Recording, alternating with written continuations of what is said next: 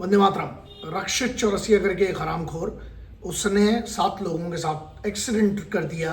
शराब पी के रात में गाड़ी चला रहा है, एक की मृत्यु हो जाती है, बाकी लोग घायल।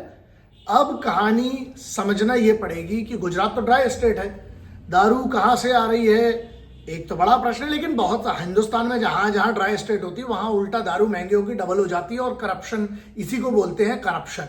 पहला, अब समझना सबके लिए ये है कि इस लौंडे ने, एक खबर के हिसाब से इस लौंडे ने पहले भी कुछ दिन पहले शायद एक एक्सीडेंट किया था, ऐसे कुछ किया था।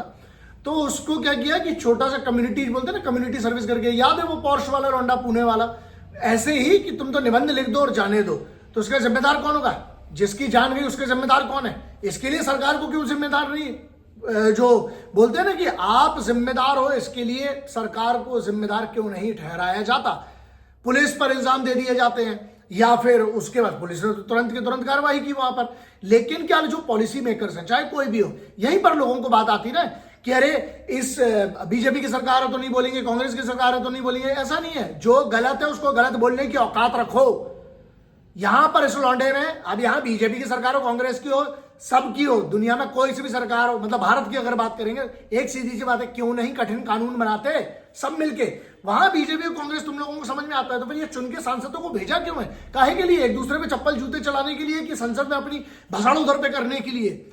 सांसदों को चुनकर इसलिए भेजा जाता है प्रतिनिधित्व करने के लिए कि वहां पर जाके आप इन समस्याओं का सोल्यूशन निकालें।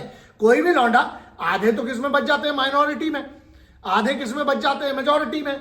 आधे किसमें बच जाते हैं कि ये हिंदू, फिर कोई बोलेगा, कोई मुस्लिम, कोई बोलेगा सिख, कोई बोलेगा ईसाई। यहां पर एक सबसे बड़ा कंसर्न जो है, जो मेरे लिए तो है ही, आपके लिए भी होना चाहिए, वो ये है कि ऐसे लौंडे दारू पी के ड्राई स्टेट जैसी जगह पे, गुजरात जैसी जगह, कहीं पे भी भारत में गाड़ी किसी के भी ऊपर चढ़ा देंगे, और उसके बाद क्या होता है? ट्रायल होगी।